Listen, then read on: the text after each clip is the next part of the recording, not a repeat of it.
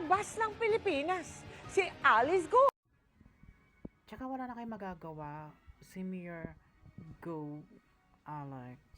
Pag nakalabas ng Philippines, it's going to China, because the Chinese spy.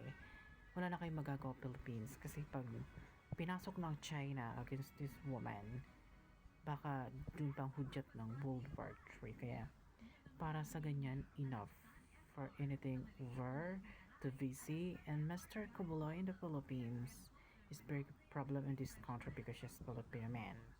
Yan na lang ang gagawin nyo. Because si Mr. Go, humarap naman sa korte, si Mr. Kibuloy is a big issue about the poor right in your country.